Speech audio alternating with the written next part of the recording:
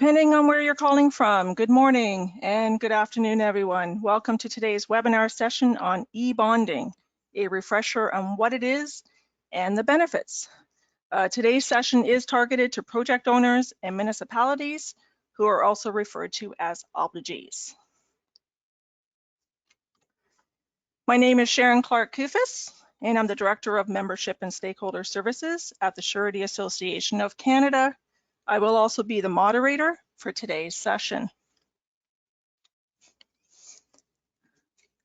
Today's webinar is presented in partnership by MERX, Bonds, Xenex Enterprises, and the Surety Association of Canada.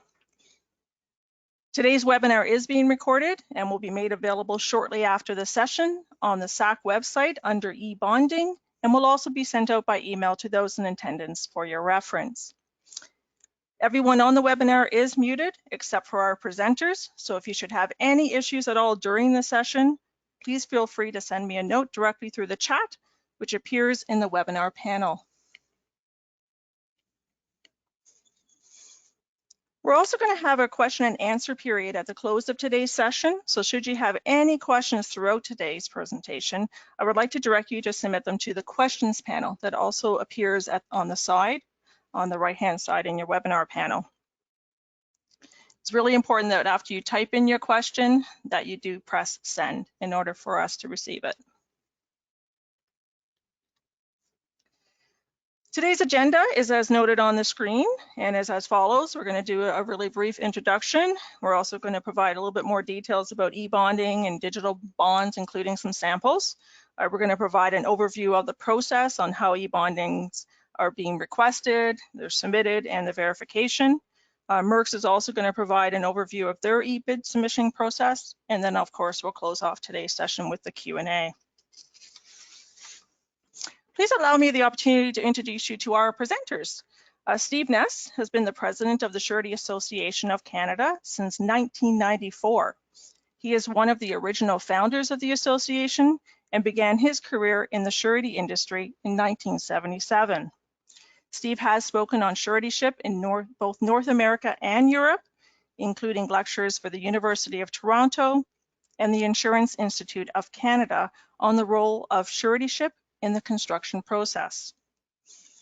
Loris Haig is founder, CEO, and president of Xenex Enterprises, Inc. Founded in 1983, Xenex designs, develops, and hosts enterprise-class software solutions to unleash unique business value propositions and substantially enhance competitiveness and profitability. Loris was a key driver in pioneering e-bonding solutions in Canada. Please join me in also welcoming Marianne Eade.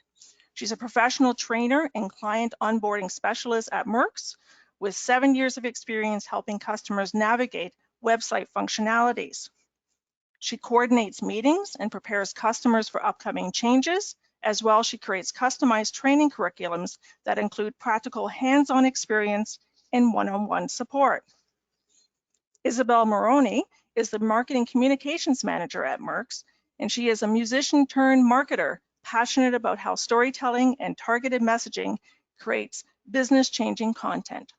In her role, she was responsible for implementing outbound marketing strategies that allows MERX to increase brand awareness, generate leads, and acquire new customers. Steve Muxlow is the president of Mobile Bonds. With more than 25 years working in the Canadian surety industry, Steve created and operates Mobile Bonds to help people do the bond business better. So thank you to our presenters for joining us today. And now I'm going to hand it over to Steve Ness, who's going to kick off today's webinar presentation. Steve? Thank you, Sharon, and good afternoon, everyone. Sharon mentioned that I'd been doing this since 1977. I'll just add that I was 4 years old at the time when I started, so just keep that in mind. Just tell you a little bit, start off telling you a little bit about who we are, the Surety Association of Canada. In addition to being the host of today's party, we're the national trade advocacy group that represents the surety industry across the country. coast to coast. And our members are really made up of anything who have anything to do with all things surety. We have the direct surety writers, we have the surety reinsurers, the brokers and producers of surety bonds, as well as really any other organization that has any dealings in the surety industry, such as law firms, consultants, claims groups, and so on. We are very representative in the industry. In fact, really anyone who's or close to it that writes surety bonds in Canada are members of our association. We represent 97% of all the premiums written from coast to coast. Give me the next one there, Sharon. Next slide. There we go. So the reason why are we looking toward e-bonding? Why are we evolving in that direction? It has actually been a slow evolution. We're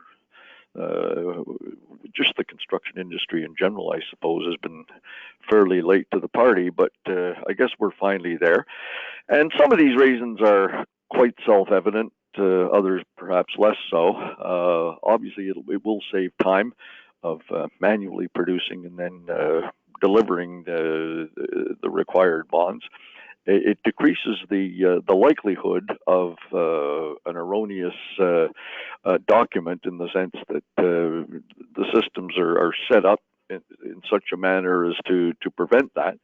And Loris and Steve will talk to you a little bit more about that in a few minutes.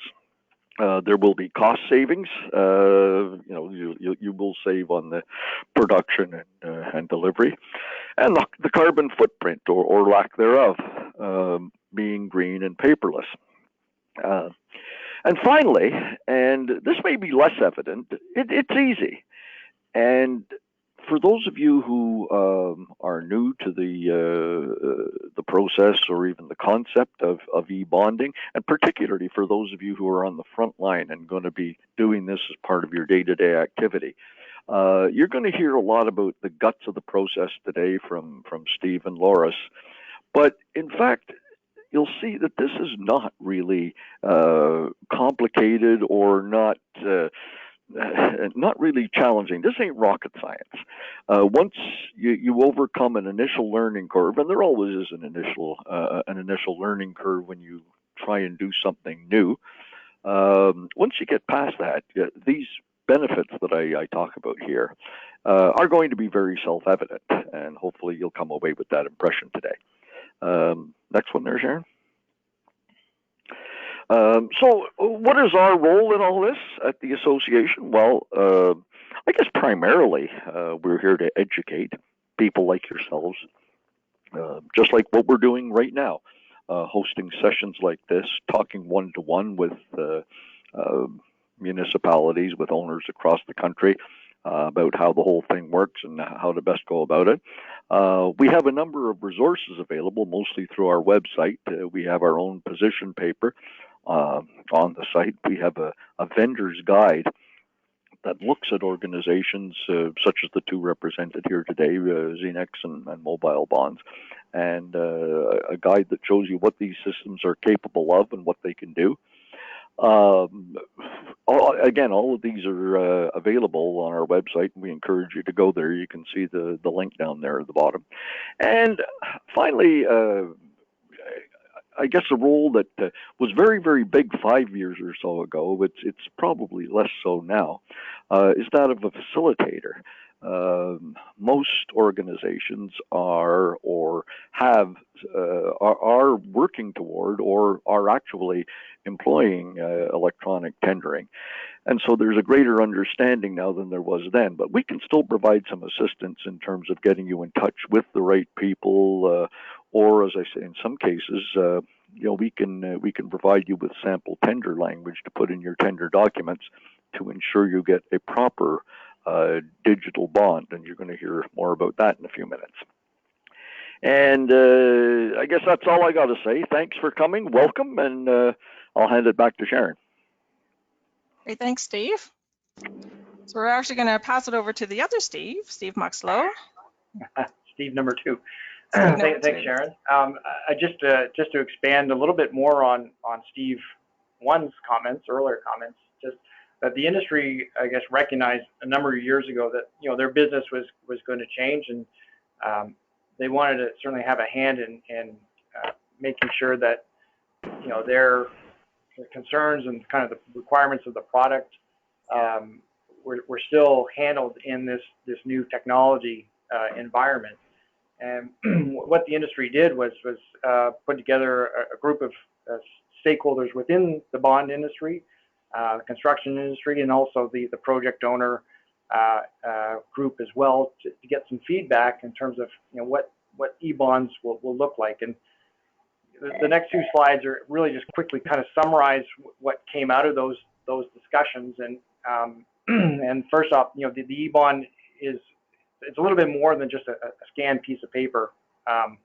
It's got information that's embedded, or a digital certificate that's embedded inside the file, so that things can be used to verify the integrity of the content. So meaning that whatever was issued out of the system hasn't been changed in the course of getting from point A to point B.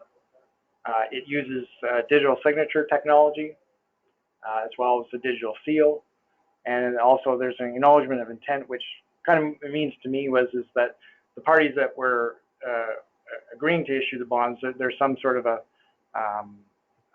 an audit trail that allows them to just to verify that those bonds were issued as required. So the next slide. Yeah, and just to follow up with a few more requirements of the e-bonds, that it's got to be viewable, printable, saved, and stored in a electronic format. PDF is it's the ubiquitous file format, and so you'll find that these bonds are issued in PDF files. There's a requirement for it to be verified, as I mentioned before, that whatever the bond that was issued out of the system, it can be verified that there has been no changes to it, and there's got to be a report to the person that's verifying the bond that clearly shows that it does in fact is verified. And so I'm going to turn it over to Loris, and he can talk to you a little bit more about the difference between a digital bond and an e-bond. Loris? Thank you, Steve.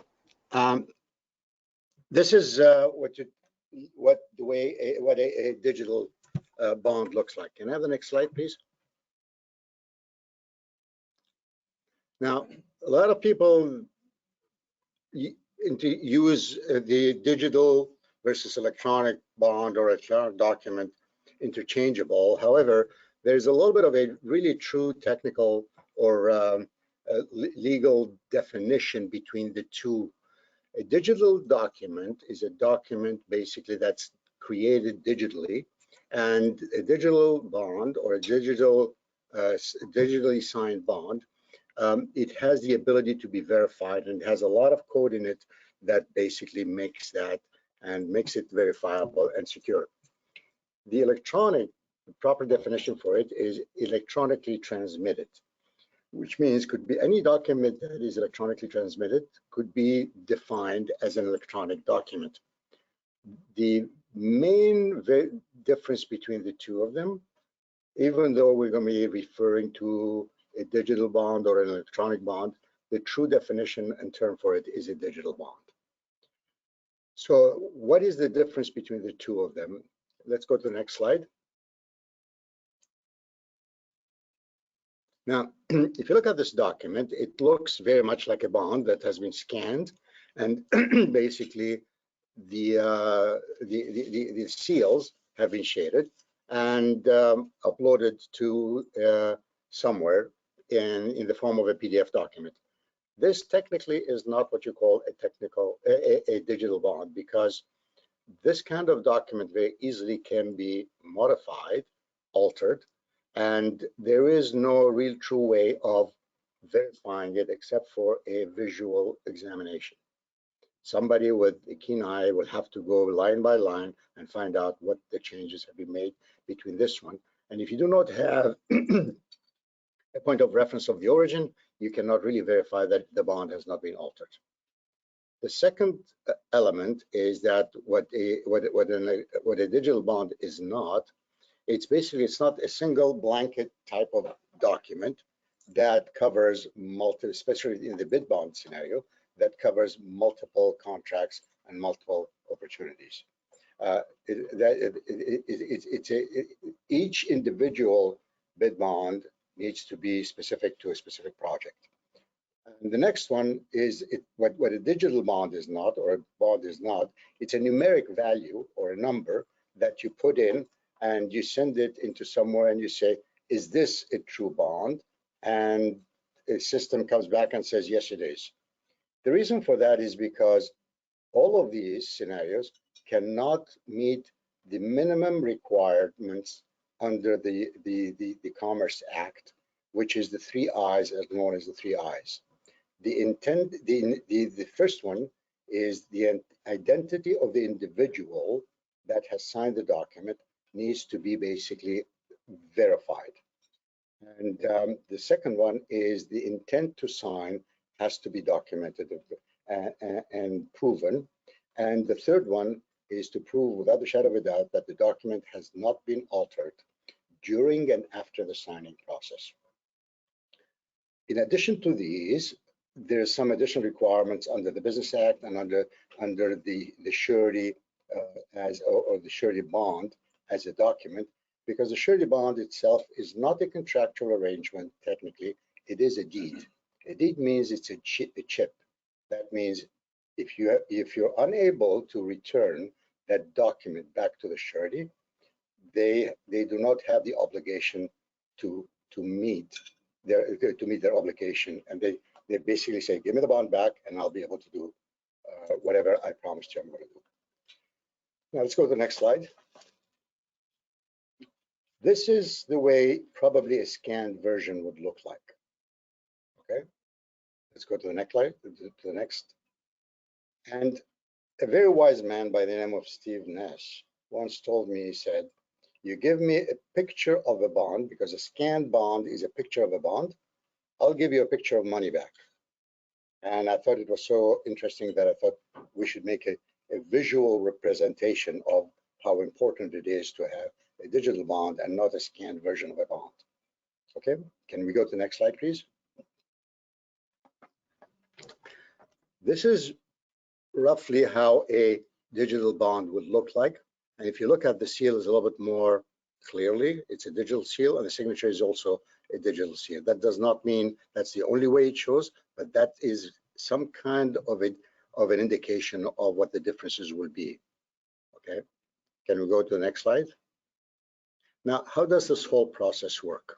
Okay, when we were talking about initiating the whole electronic or digital bond as part and parcel of the process, we made sure intentionally that we basically met with all the stakeholders, and we brought in industry representation from the procurement industry, from the actual obligees, which we call them the owners, various different government bodies or agencies, the project owners. So we had representation from the contractors and from the surety community and from all brokers and sureties. And the message was very loud and clear, and that is A, do not give us another electronic typewriter, and B was, we do not want something that's going to totally disturb and upset our current process, because it's a process that's working very nicely. Thank you very much. So as a result of that, intentionally, we made sure that the current process does not is not impacted substantially. So in the paper environment, the obligee, which is the project owner or the municipality, will have a project that they publish in a bidding system such as MERX. Yep. That's step number one. That is after going through a tremendous amount of work of identifying what is it that they need to do. MERX then publishes it in out, and the vendors or the contractors go in and identify the opportunity, download the documents, and they look at the documents and the requirements of the documents. when they look at it, part and parcel of that bidding process under the security, the bid security section, there will be a request for a bond. And then this is the same process in the paper world as it is in the electronic world. That does not change. When they recognize that it is a bond that is required, or a bid bond required, or a consent to bond that is required, then they traditionally contact their broker agent, which is a surety agent, asking them, hey, we need a bond. There's currently a relationship between the vendor or the contractor and the broker and the surety. It's a three-way relationship, which includes the surety, the contractor, and the obligee. And that relationship, if the agent has the opportunity, has the authority, they will produce the bond based on the requirements of the obligee or the owner.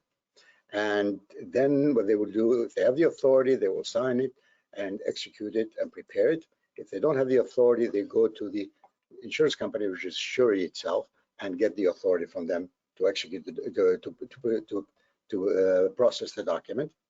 And once they've done that, this process in here does not change. The only difference is that, can you go to the next slide? The only difference is that traditionally in the paper world, once the document has been prepared by the agent or the broker, and that's step number one in this slide, they traditionally either courier it to the contractor, or the contractor comes and gets it after they sign it and seal it. And the contractor receives the document, they sign it and seal it, and then the contractor in the traditional paper world, they have to somehow get it to the system, the bidding system, either by driving there through what they have in the industry. There's a term for they call the runners, that they keep on going and delivering bids all over the place, or they submit it to some kind of a central bidding system. The change here is that instead of a courier, the broker or the agent will upload the document before it's signed and sealed into the e-bonding system. And the e-bonding system that will then, the broker will invite the contractor to come into the e-bonding system. That's where the document is signed, sealed, and executed. And once it's signed and sealed and executed, ready to be then it's prepared and digitized in a format that covers all the legal requirements. And then that document now is downloaded by the contractor or the vendor, which is step number two, which then what they do, they upload it to the bidding system such as MERX, and that is step number three. And when the bid closes, and then MERX or the bidding system opens the document to the owner, which is the obligee, and that particular bond becomes available to them. And that is the process that takes place. Can I have the next slide?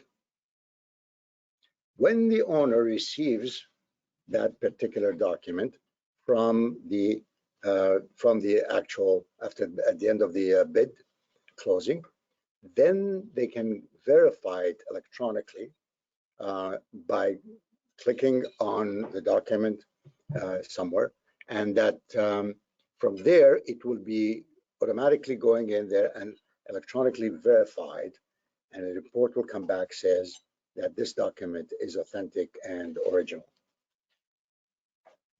and it's a valid document. If there was, can we have the next slide?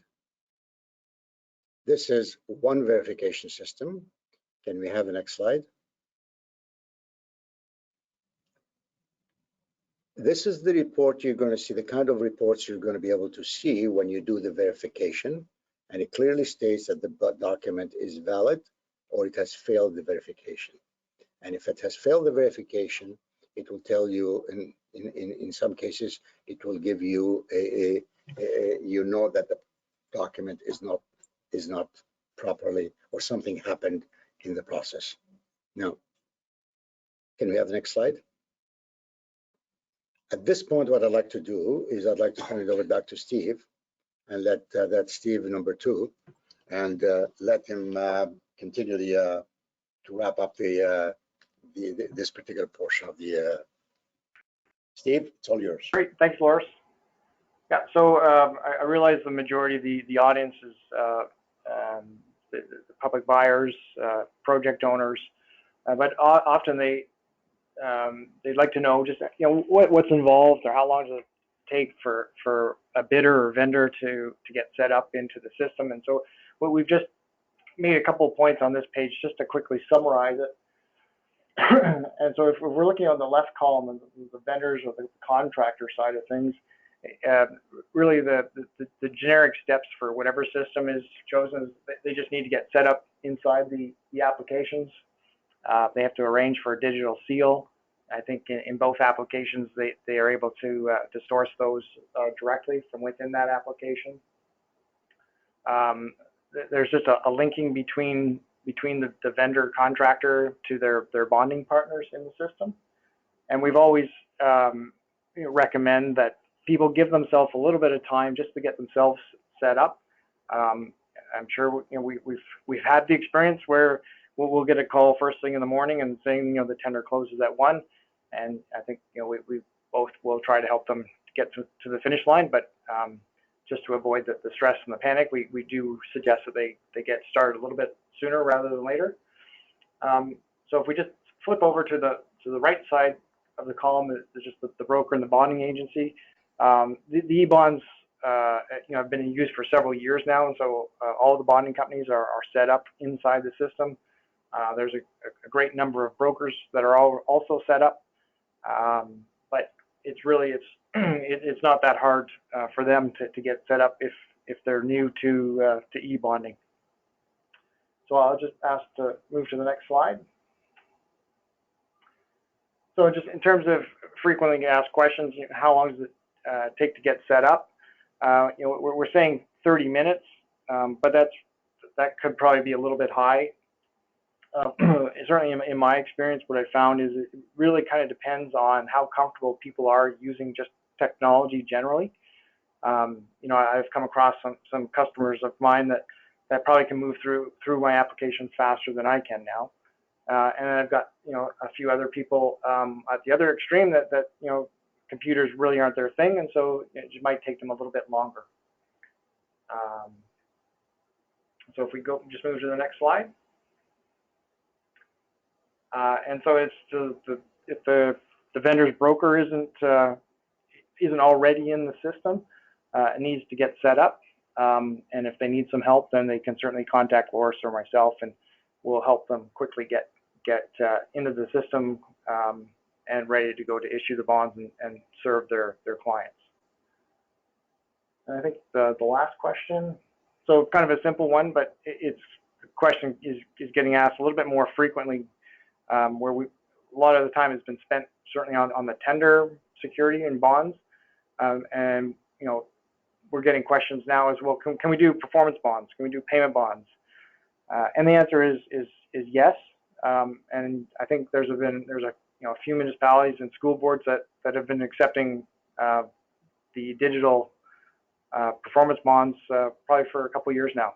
So it's not new, but it's certainly very doable. And with that, I think I will turn that back over to Sharon. Great, thank you so much, Dave. So now we're going to pass it along to Isabel and Marianne, and they're going to kind of tag team throughout the presentation here. So over to you, ladies. Can you hear me? Yeah. I can. Yeah. Okay, great. Thanks, Sharon. And hello, everyone. So we'll get started with, I will get started with the beginning of this MERX process. So as you can understand from what we've seen previously in the other slides, is this whole e-bonding process happens outside of MERX. So what we'll do here is I will be speaking from the perspective of the vendor, so the person that will be submitting their e-bond within the electronic bid submission process on MERX. And Marianne will be speaking from your perspective. So as a buying entity or a project owner, she will be speaking from that perspective. So then you'll get to see both sides of the fence. And you'll notice that in the top right-hand corner, when we get to the slides that show the process, there'll be a bubble in the corner so you know what hat we're wearing. So it might make things a little bit easier to understand what's happening. So just to highlight a few little things, the e-bid submission process on MERX, whether or not a bond is required, is a fast, highly secure, and fully audited environment. So that's from both sides of the fence for vendors as well as buying entities. Everything can be revised right up until the closing date and time. So a vendor can withdraw a submission and then submit a new one right up until the closing date and time. And then as a buyer organization, you will not have access to those bids until after the closing date and time. So this is part of keeping the process open, fair, and transparent. And of course, this is a very common activity now. A lot of buying organizations are moving towards this kind of idea of being more paperless and being careful of their carbon footprint. There is a fee for the vendor on their end to submit an electronic bid submission. It's $32 plus tax. The beauty of it is that it's all done online, so there's no geographical or weather-related disadvantages. So they don't need to get a courier to ship anything off to you that's like physical documents, and then I don't know, they get stuck in a snowstorm, which could happen, or any of these kinds of crazy things that might happen. So submissions are less prone to error. I think we do have some tutorials that are offered, but we'll talk about that a little bit further. So for the next slide, Marianne is going to speak.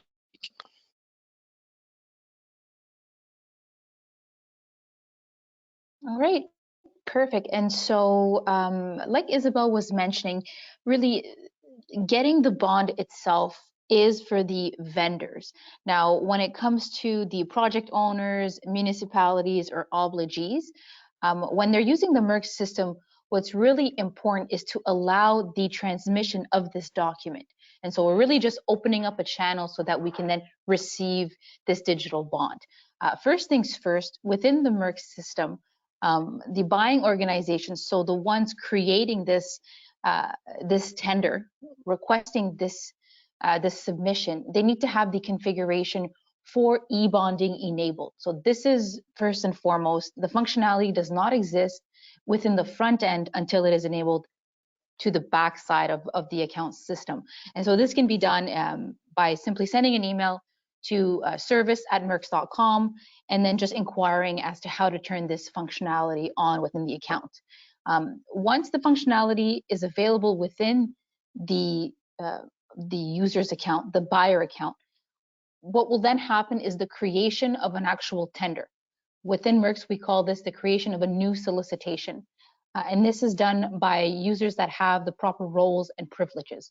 So there's varying roles within the system, but of course, those that have the capabilities of creating the solicitation will be able to actually open up the channel to then receive the electronic bond for that one specific opportunity. So it's really to the user to decide when and if to open this, this option to the user. Now, the electronic submission process, so this is what we call the EBS, is the channel that allows for the transmission of information. And so for the solicitation, when we're creating it, there is the eBid submission process towards the bottom of the screen, and it does have to be electronic. And so when it's electronic, it means that the vendors themselves have an actual button that they can click on to then allow the vendor to submit a bid. And during the submission, which is something that we'll walk through, along with the buyer's perspective, you'll see exactly where the vendor will be uploading the electronic bond document. It is part of the all-encompassing submission process that's done online. So that's the electronic channel that Loris was talking about. And also here, just reiterating the fact that the contractors, the vendors, they're the ones that acquire the digital bond. Buyers do not assist with this. They can, of course, point them to the right resource, but we do request that the vendors reach out to various surety companies to then get this information in their own hands. Then you can see here that you can always point vendors to Surety Association of Canada so they can get started and getting that document. And so next, please, Sharon. And so this is the contact information for the buyer's queue within the MERX call center. And here at MERX, we refer to buyers, so that would be any project owner, municipalities, or obligees. So the ones creating the request for proposals, the ones looking for those submissions by the vendor community. If you're having issues locating the functionalities, navigating the website, or you want this specific function enabled in your account, please feel free to reach out to our buyer support team by telephone or by email requests so they can walk you through that process. Next. And this is, of course, the contact information for the vendor side of the house. And so these are the users that will be uploading the information or the electronic bond in response to your tender. We've got the telephone number, the email address. Our call center agents are ready and happy to help your vendors walk through the entire process until the very last confirmation screen. Next. All right, perfect. So here, of course, we are acting as a project owner. This is the first step in creating a solicitation within the MERX account. And so I've now logged in as a buyer. My account configuration does have the electronic bond function turned on, which means that I can, of course, then select this option when creating my solicitation. So first things first, you have to, of course, go through the various mandatory fields required for your solicitation.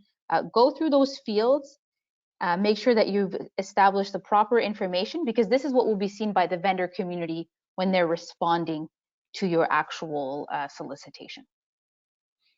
Next. Here, of course, we're still on that first step. We're still creating our notice, which means we're forming the opportunity itself. And in forming that opportunity, we have to now enable the electronic bond channel so that we can actually receive the information. First things first, under bid security, that's the exact section where the electronic bond function is available in. Once your configuration is turned on, you must select require e-bonding. So if you don't see that specific box right there, that means that your configuration is not enabled, and the buyer team must enable it for you at MERX here. So please make sure to contact them accordingly. And then you can always embed your bid bond requirements. And so there's multiple different bond types that you can choose from. You can enter a percentage or monetary value. And if you find that you can't locate the labeling specific to your solicitation, you can click add a bond. And at that point, you'd be greeted with a free text field, which means that you can type in your specific labeling and then add the amount by percentage or monetary value. Next, please. And here, of course, we have the most important part. Along with the required e-bond tick box, we also must enable the electronic bid submission type. And so this will then enable us to receive submissions electronically. So that must be selected in conjunction with that first functionality. And then once that's selected, then it's really up to you to decide how you want to structure your submission. So for the pricing, you can select any of the options that you see within that pricing field. Item-based, for specific item pricing, vendors can submit individualized pricing for each of the items required for the work. A lump sum, which is really just one lump sum. You just get a blank text field and the vendor has to type in one amount. In an attached document, it is what it says, you're uploading your pricing documents. You can also enable it in bid questions so that your vendor can actually answer a plethora of questions before then adding the price to a final question. And then no pricing might not be applicable for an RFP. This is mostly used for an expression of interest when you're really just gauging feedback from the vendors. So here you can really structure it the way that you wish. Use the buttons according to your specific requirements. And if you need support in how to better structure your submission process, make sure to contact our buyer support team. They'll guide you through it. but really you're the ones to decide how you want to receive the submissions. All we do is explain how to better organize the receipt of this information so that it's a little bit easier for you to make sense of the submission documents once you actually open up all of the bid results after closing. Next slide. And then last thing, you go through all of the various fields. So we didn't get into too many details as to how to create the solicitation in its entirety, but we did cover the main aspects for the electronic bond requirements to be enabled within the solicitation. And so you go through all of the appropriate fields. And then, of course, I always recommend to preview your solicitation. This is what will be seen by the vendor community. Once you're satisfied with the preview, it's a case of clicking on publish, and this will then issue your solicitation to the vendor community. Next. All right, so then what we're doing here is this is the other side of the fence. So when the vendor finds your tender information, they'll read through those documents and they'll know that they need to get an electronic bond. So that will be done as Loris mentioned it in his wonderful grid with all the black and green and red lines. So from there, after that, they'll need to upload or submit their bid electronically. So it's a quick little four-step process for them. So on the screen, you'll see the back end. The first step is the proposal, so they'll add their documents if there are documents required. And then when they click on next, they'll get to the pricing tab. In this case, that was asking for a total bid price, so they'll enter their amount there. And then next slide will take us to the second step, which is the submission. And then this is where you'll see the section on the bid security. So they'll need to upload their file from this point, which would be that PDF that has the verification available within the PDF. And then they have to simply go through the bidder compliance and authentication where they enter their name and their password to continue with the submission. And then they'll click on next, which is the next slide as well. And then they just need to confirm that, yes, they want to continue. Next slide will take us to the payment section. So this is where they'll enter their credit card information. And then they'll click on submit payment to take us to the confirmation, which is the next slide. And then, of course, this is their confirmation that lets them know that they have submitted their bid, as well as a receipt of their payment, which is all completely included. And then I'll ship it over to Marianne to speak to the other side of it.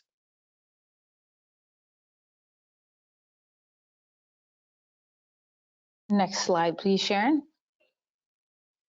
All righty. So now we've received, well, again, just to recap, we're acting as a buyer. So we're, project owner, municipality, or obligee.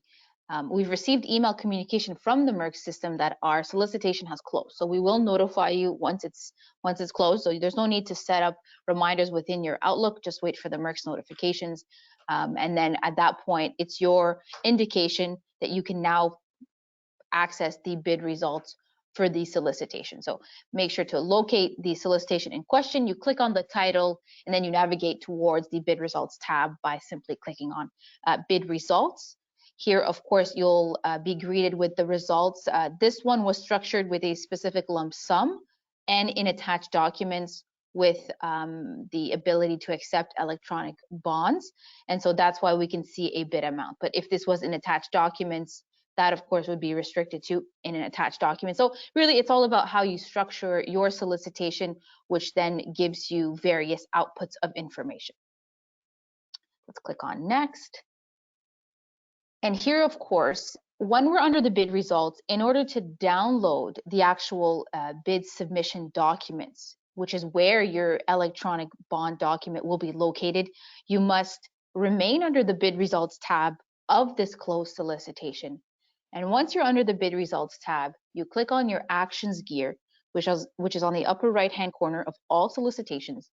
And then you must click on download bid results.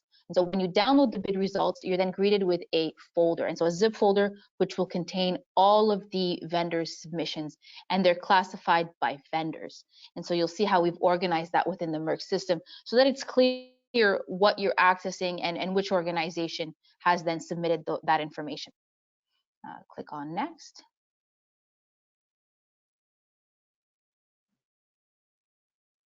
Perfect. So you see here, there's a zip folder, and we're greeted with the various, so the zip folder contains multiple file folders.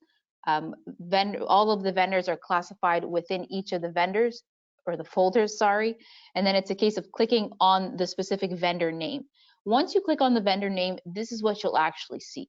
So there'll be another folder for the bid documents themselves, which will include the proposal, pricing, as well as any requirements, plan specs, really all of the bid documents that have been requested through the solicitation. But your e-bonding, your electronic bond document, is separate from that, because as you saw when we were acting as vendors, it was in a completely different stage. And so that's why it's not included within the bid documents. It is accessible prior to even accessing that information. And so make sure to look for that PDF file.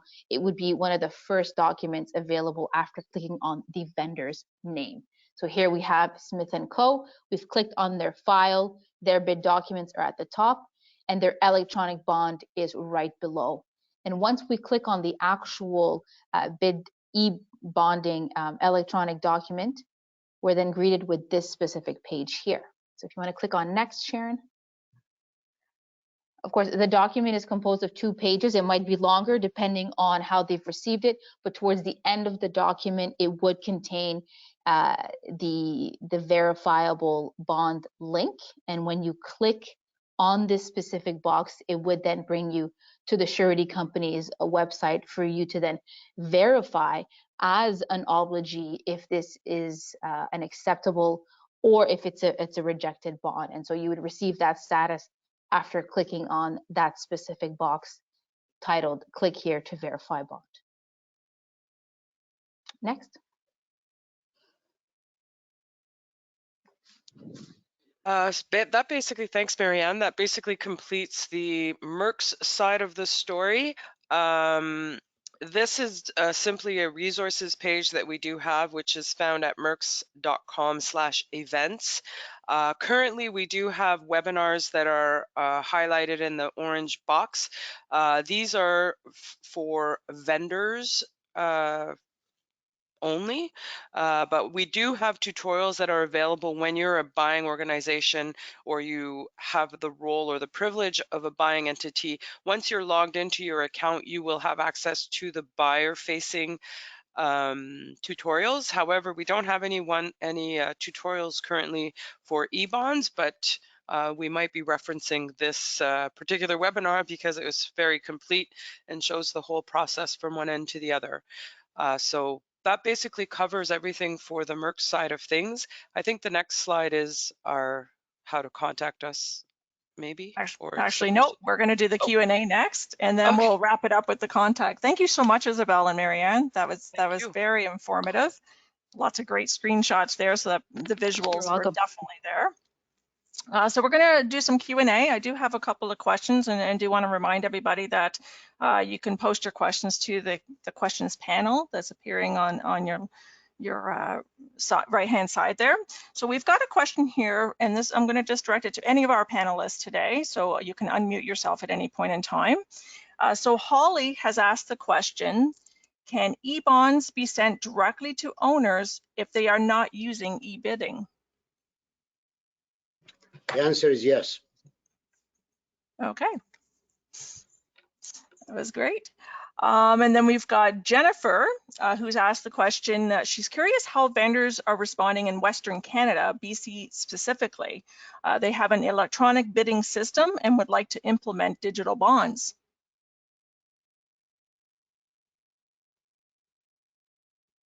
Any of our panelists? You can give us a call at MERX and we'd be happy to help. Okay, could you repeat the question, please?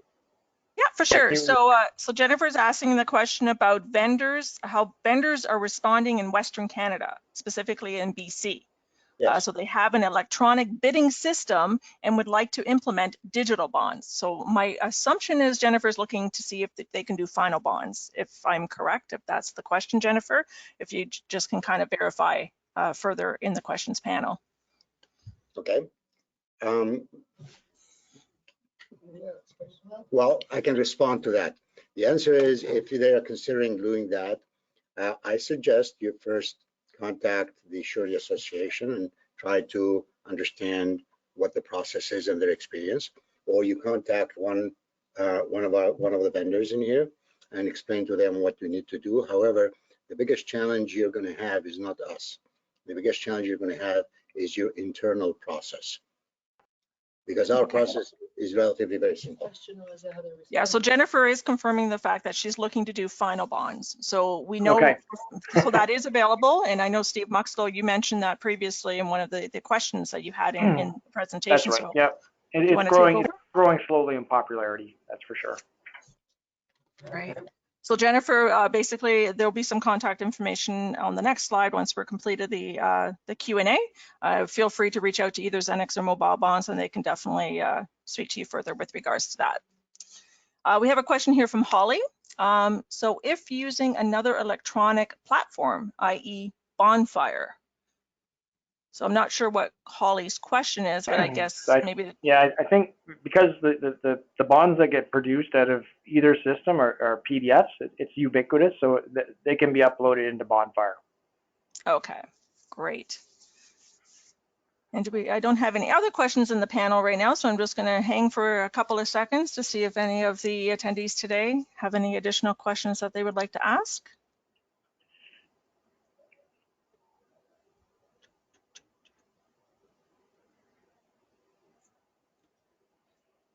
Robin is asking, what is a final bond? Oh, sorry. Final bond, it's like a performance bond, payment bonds. So after the contract's been awarded, the bidder will provide the actual performance security to guarantee the contract they've entered into. Yeah, and Robin, I can also direct you to the Surety Association of Canada's website. There's lots of great information there about the different types of bonds that are required during the tender and award stage. So certainly if you have any questions further to what you see on our website, feel free to reach out to us directly at the association.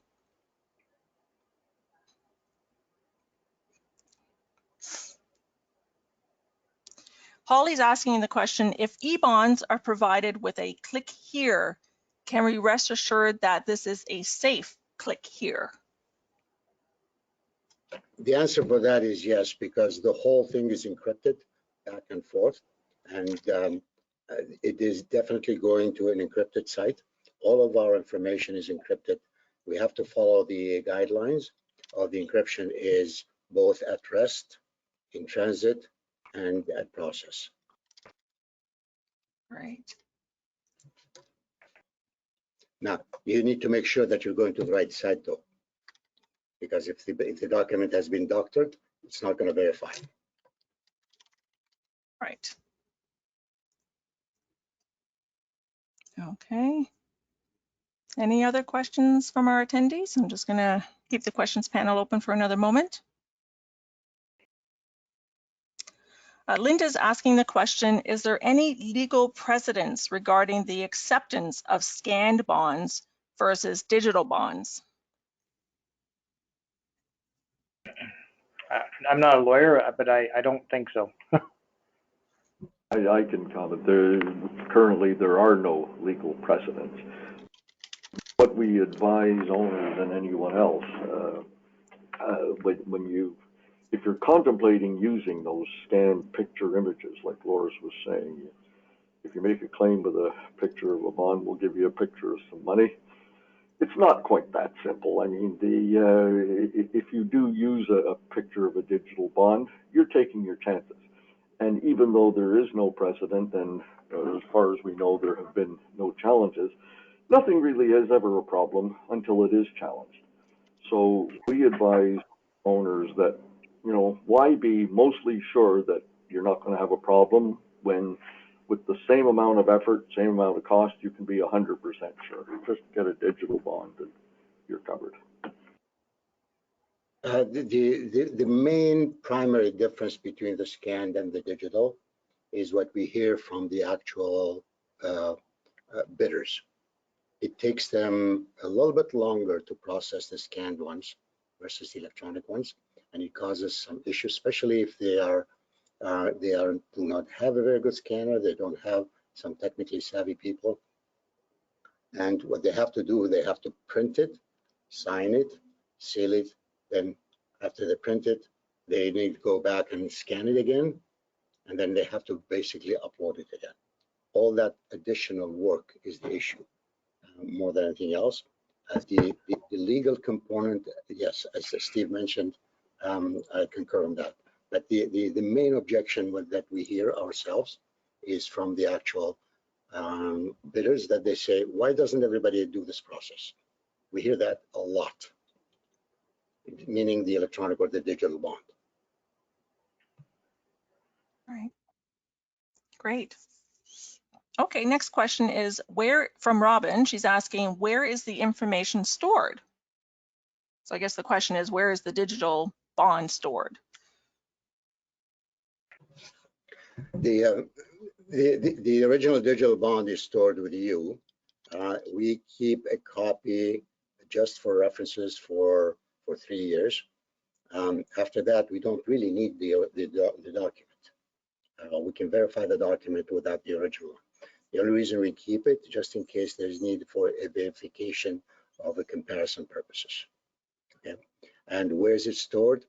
It is stored in a very secured data center, and it's what you call, I don't know if you're familiar with it, I'll use a term, it's called a level 4 data center, and that's where it's stored. Great. Okay, so we got a few more questions coming in here. So Samantha's asking the question, this is directed to MERX, is the $32 plus tax for a vendor to sign up per account or per submission / bond? That question is a little bit outside of the scope. So a vendor will have a subscription to MERX, which there's various subscription packages that are available to them. But when it comes time to submit their bid electronically, there is usually the fee to submit the bid. So it depends on which package they have upfront for their subscription package. Hopefully that answers the question. Okay, great, thank you. Linda's asking the question, do you have information for contractors on the process and the cost savings of e-bonding? So I will mention to Linda that last week we actually had another webinar session that was directed to contractors. So that recording will be made available on the SAC website under our e-bonding section of our site. But I'll go to the panelists now to see if there's any information available about cost savings of e-bonding that is available. I mean, cost savings in terms of the traditional paper version? I can only assume that, yes. I believe that's the question. I don't think anybody's done the math, the research to figure that out, but I think generally just when you actually experience using a digital bond, I think the person will notice right away how quick it is to get it. You're not waiting for couriers. You're not waiting for somebody to come walk down the office to sign and seal documents, things like that. It's all online. Yeah, so I think to the point about cost savings, it's time is money, right? So all of the additional resources involved to get that paper document compared to e-bonding alone is the cost savings. Yeah, it's the exact same thing with the electronic bid submission. It's the same idea, just going online for all of those processes. It's quicker, time savings, all of that. It's really great. Great. Holly's asking the question, is there an additional fee for the vendor to get a digital bond? So I think, Isabella, I think you kind of answered that a little bit earlier too, also about the different subscription packages that vendors could get. Yeah, Marianne will. There's no cost because we're not really involved in that process. So we're opening up a channel to receive the information. But for the vendor to actually go and get the electronic bond, that would be between them and the surety company. But when it comes to the upload of the bond, there's no additional fee if that solicitation happens to have that functionality enabled. From our perspective, there's absolutely no cost to the actual owner. Right. Okay, Edward's asking the question, further to the question of the click here, if the bonds are PDF documents, how are we to protect against viruses in hoax documents? Is there a safe intermediary website to open up the PDFs?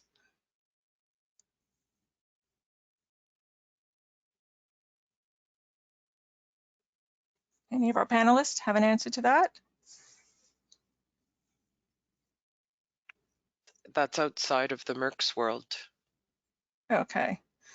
So Edward, what I'll do for the essence of time, I'm going to park that, but we will get back to you on an email with that response. That's an Sorry? attempt. We're talking about a hoax PDF. The actual document itself will be immediately giving you the answer that it is a hoax PDF at the time of verification, at which point it's your internal policy of what you do with it. In a lot of cases, in our experience has been, there are some possible human errors that are not intentional that could cause some problems. In that particular case, we encourage the owners to contact us or Mobile Bond to, or the actual broker or the vendor to verify if they want to do it. However, what the situation is. In the majority of the cases, our experience has been the municipalities, they contact us to make sure that if it failed, it is a valid one, or and the verification. And in a lot of cases, if the issue is there, we have a process by which they can get the original without really disturbing or informing anybody else. And just to add to that as well, the MERX system has a safeguard for both the vendor and the buyer community. So if a vendor is trying to upload a document that contains malware, it would then reject that document and mention that this document contains a virus, and you wouldn't actually be able to upload the document into the system itself, which is a safeguard to when buyers are then downloading the document. The document would simply not exist because we would have rejected it from the vendor side of the house. Okay, great. Christine is asking, can this be done for subdivision bonds? Yes. Yes, I can. Okay, there you go. Simple answer there. And then Robin's asking the question, is the data stored in Canada? The answer is yes. Our data is all in Canada. For MERX as well, the data is all stored in Canada. For mobile bonds, it's North America, US, Canada. Perfect. Great, thank you. So that goes through our question panel, and conscious of the fact that it's 2 o'clock and our time is wrapping up. If anyone should have any additional questions afterwards, please feel free to reach out to the contacts that you see on your screen right now. So the Surety Association, of course, as Steve Ness had mentioned previously, we're here to kind of offer some guidance or assistance, but more specifically, if you have any questions regarding the MERX system, feel free to contact them directly, and the 2 numbers and email addresses are listed on the page you see there. As well, if you have any questions regarding mobile bonds or Xenex, feel free to reach out to either Steve Muxlow or Loris or Mary Jane directly. So that concludes our webinar today. Thank you so much, everyone, for joining us. As mentioned at the start of today's session, it is being recorded, and a link to the recording will be shared to all of the registrants today, as well as a PDF version of the session. And we thank you for your time and have a great rest of the day. And thank you to our panelists. Thank you very much for all your efforts here. Much appreciated. Thank you. Thank you. Thank you. Thank you, Sharon. Thanks.